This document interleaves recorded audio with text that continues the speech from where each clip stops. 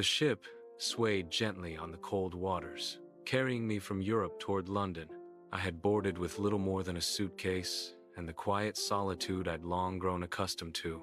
On the second afternoon of the voyage, I saw her.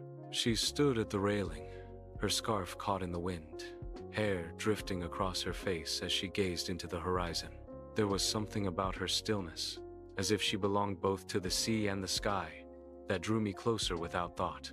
"Cold breeze, isn't it?" I said awkwardly, unsure if I had interrupted a private moment.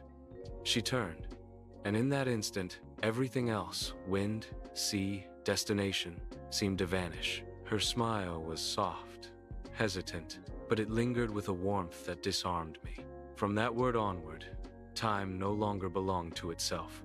We began to walk the deck together, speaking of things people rarely share with strangers, memories that felt too tender to voice, yet somehow spilled freely between us. At dinner, candlelight caught the light in her eyes, and her laughter made me lean closer, not for her words, but for the way her presence filled the silence.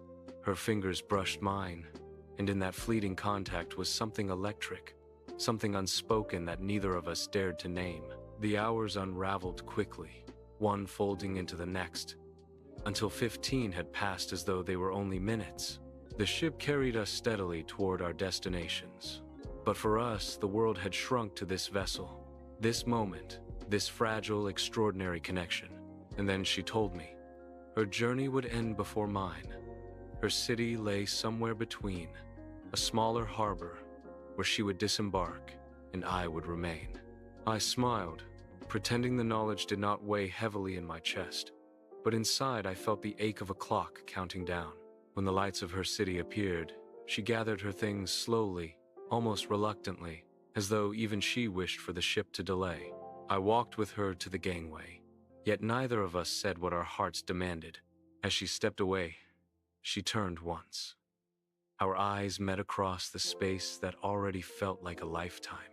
In that single glance lived everything we had discovered, and everything we had left, unsaid. Longing, affection, regret.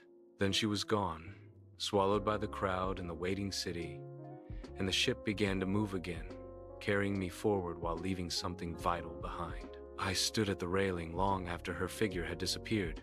The waves blurred into the darkness, but my mind was filled with her smile, her voice, the warmth of those fleeting hours.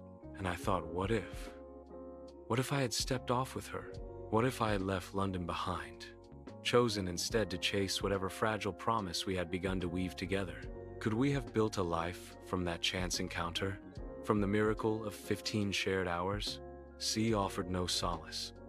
Heart ached, adrift where she'd vanished. Perhaps this is the cruelest kind of love, the kind that blooms swiftly, beautifully, but is never spoken, never claimed. The kind that lingers, not in words or deeds, but in the silence of what might have been.